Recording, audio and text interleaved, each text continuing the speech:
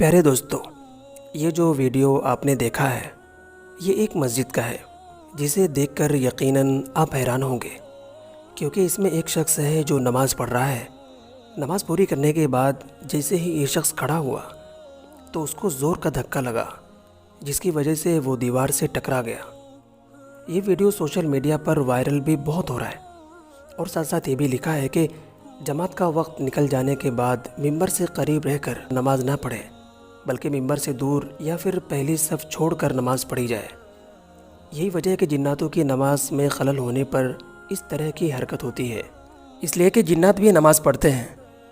प्यारे दोस्तों, आज की वीडियो में बताएंगे कि हम जिन्नात और शैतान के शर से महफूज कैसे रह सकते हैं, जिन्नातों का खाना क्या है, वो चोरियाँ किस तरह करते हैं। इसलिए आज की वीडियो बहुत दिलचस्प होने वाली है। आपसे गुजारिश है कि मुकम्मल वीडियो ज़रूर देखें। हज़रत अब्दुल्ला बिन ज़ुबैर रज़ी अल्लाह ताला अन्हु फरमाते हैं कि एक रात मैं हरम काबा में दाखिल हुआ। मैंने देखा कि चंद औरतें तवाफ़ कर रही हैं। मैं उन्हें देखकर बड़े हैरत में पड़ गया, क्योंकि वो औरतें हमारी औरतों की मानिद नहीं थीं। जब वो तवाफ़ करके फ़ारिग होकर हरम काबा से निकली तो मैंने दिल में सोचा कि मैं भी इनके पीछे जाकर और जानकारी हासिल करूं। हज़रत अब्दुल्ला बिन ज़ुबैर रज़ी अल्लाह ताला अन्हु फरमाते हैं, ये सोचकर मैं उनके पीछे चल दिया, हत्ता कि वो चलती चलती एक खौफनाक जंगल में पहुंच गई और मैं भी उनके पीछे उस जंगल में दाखिल हो गया। मैंने देखा कि वहाँ बड़ी उम्र के लोग बैठे हुए हैं। उन्होंने मुझसे पूछा कि ऐ इब्ने ज़ुबैर, यहाँ कैसे? मैंने बजाय इसका जवाब देने के उन्हीं से सवाल कर लिया कि आप लोग कौन हैं? उन्होंने कहा कि हम लोग जिन्नात हैं। फिर मैंने कहा कि हरम काबा में मैंने देखा कि चंद औरतें तवाफ़ कर रही थी, लेकिन वो औरतें आम औरतों की मानिंद नहीं थीं, इसलिए मैं उनका पीछा करते करते यहाँ तक आ गया। उन जिन्नातों ने कहा कि वो हमारी औरतें थीं और वो भी जिन्नात में से हैं। उसके बाद उन जिन्नातों ने मुझसे कहा कि ऐ अब्दुल्ला बिन ज़ुबैर, तुम क्या खाना पसंद करोगे? मैंने कहा कि पकी हुई ताज़ा खजूर, जबकि उस वक्त मक्के मुकर्रमा में ताज़ा खजूरों का नामो निशान नहीं था। उसके बावजूद वो ताज़ा खजूर लेकर आ गए। जब मैं खा चुका तो उन्होंने कहा कि ये जो बाकी बची हैं इनको आप अपने साथ लेकर जाएं। उसके बाद उन खजूरों को लेकर मैं अपने घर आ गया। जिस तरह इंसान अल्लाह के हकाम के पाबंद हैं, इसी तरह जिन्नात भी अल्लाह और उसके रसूल के अहकाम के पाबंद हैं। अल्लाह ताला ने कुरान पाक में इरशाद फरमाया कि हमने इंसानों और जिन्नातों को महज अपनी इबादत की खातिर पैदा किया है। बहुत सारी हदीसों और रिवायतों से पता चलता है कि जिन्नात भी रोज़ा रखते हैं, नमाज़ पढ़ते हैं और तिलावत कुरान करते हैं, अगरचे इंसानों को ये तमाम चीज़ें पता नहीं चलती। और जिस तरह इंसानों में मुख्तलिफ़ मज़ाहिब के मानने वाले होते हैं, इसी तरह इन जिन्नातों में भी अल्लाह को मानने वाले और ना मानने वाले भी होते हैं। इसमें मोमिन भी होते हैं, काफिर भी होते हैं। आप सल्लल्लाहु अलैहि वसल्लम जैसे इंसानों के नबी हैं, इसी तरह जिन्नातों के भी नबी हैं। अब जो जिन्नात अल्लाह और उसके रसूल का फर्मा बरदार होगा वो मुमिनीन में शुमार होगा और जन्नत की सारी नेमतें उनको मैसर होगी, और जो अल्लाह और उसके रसूल का फर्मा बरदार नहीं होगा उसका शुमार काफिरों में होगा और उनका ठिकाना भी जहन्नम होगा। चुनांचे माज़ बिन जबल रज़ी अल्लाह ताला अन्हु शैतान का किस्सा सुनाते हुए फरमाते हैं कि अल्लाह के नबी सल्लल्लाहु अलैहि वसल्लम ने मुझे मुसलमानों के सदक़ात के माल पर निगरां मुकर्रर किया था। मैंने उन मालों को एक कमरे में जमा करके रख दिया। मैंने देखा कि दिन ब दिन वो माल कम हो रहा था। चुनांचे मैंने इसकी शिकायत अल्लाह के नबी सल्लल्लाहु अलैहि वसल्लम से की। आप सल्लल्लाहु अलैहि वसल्लम ने फरमाया कि वो शैतान मरदूद था और अगले दिन दोबारा चोरी करने आएगा। हज़रत माज़ बिन जबल रज़ी अल्लाह ताला अन्हु फरमाते हैं कि आप सल्लल्लाहु अलैहि वसल्लम के बता देने के बाद मुझे यकीन हो गया था कि अगले दिन दोबारा ज़रूर आएगा। चुनांचे माज़ बिन जबल रज़ी अल्लाह ताला अन्हु फरमाते हैं कि मैं उसका इंतज़ार करने लगा। अचानक मैंने देखा कि एक शख्स आया और खजूरें चोरी करने लगा।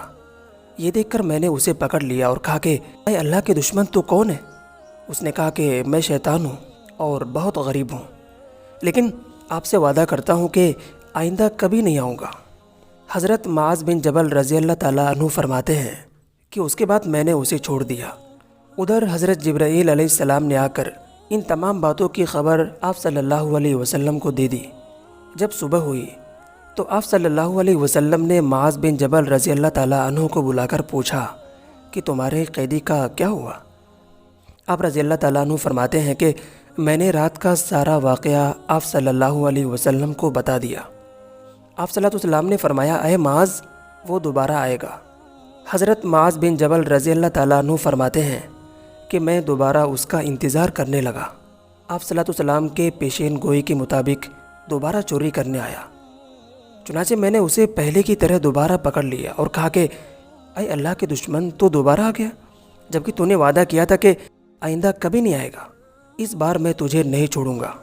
شیطان نے کہا کہ آپ سے وعدہ کرتا ہوں کہ ہرگز اب نہیں آؤں گا، اور اس کی نشانی یہ ہے کہ تم میں سے جو شخص آیت الکرسی پڑھ لیا کرے تو ہم جناتوں میں سے کوئی بھی اس کے گھر میں داخل نہیں ہوگا۔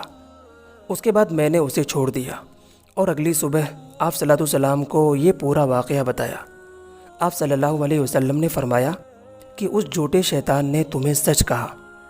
حضرت معاذ بن جبل رضی اللہ تعالیٰ عنہ فرماتے ہیں کہ اس کے بعد میں آیت الکرسی پڑھتا رہا اور صدقات کے مال میں کوئی کمی نہیں دیکھی۔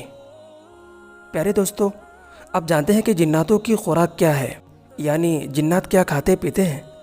جس طرح انسانوں کو کھانے پینے کی ضرورت پڑتی ہے اور ان کے جانوروں کو خوراک کی ضرورت پڑتی ہے، اسی طرح جناتوں کو بھی کھانے پینے کی ضرورت پڑتی ہے اور ان کے جانوروں کو بھی چارے دانے کی ضرورت پڑتی ہے۔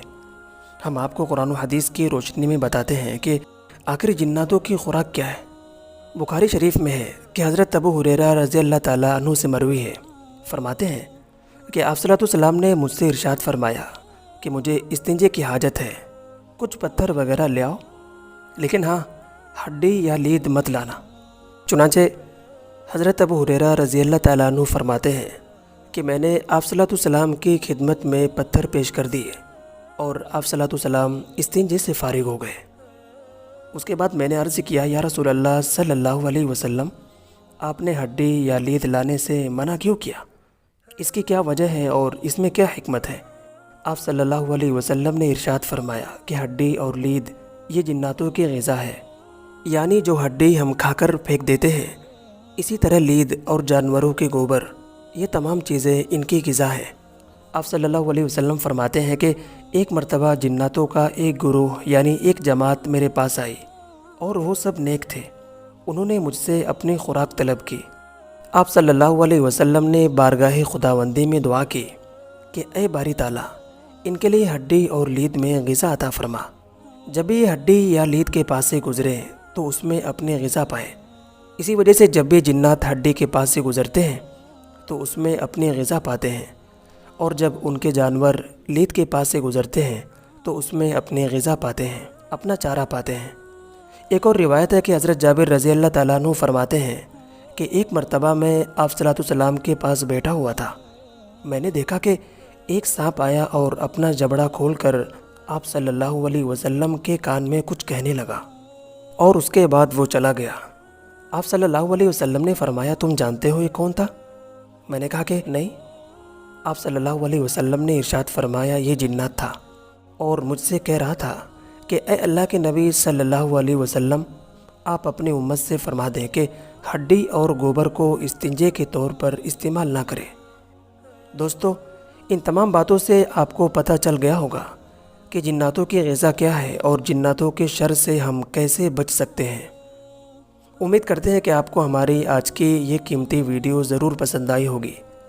اگر پسند آئی ہے تو اس کو شیئر ضرور کریں اور کومنٹ باکس میں اپنی رائے بھی ضرور لکھیں، اور اس طرح کی ویڈیو کے لیے ہمارے چینل الکوثر وائس کو سبسکرائب بھی ضرور کریں۔ انشاءاللہ پھر ملاقات ہوگی ایک نئی ویڈیو کے ساتھ۔ تب تک کے لیے آپ اپنا خیال رکھیں، دعاؤں میں یاد رکھیں۔ دعا کرتے ہیں کہ اللہ تعالی ہم سب کو نبی صلی اللہ علیہ وسلم کی باتوں کو ماننے کی توفیق عطا فرمائے اور قرآن و حدیث پہ چلنے کی توفیق عطا فرمائے۔ آمین۔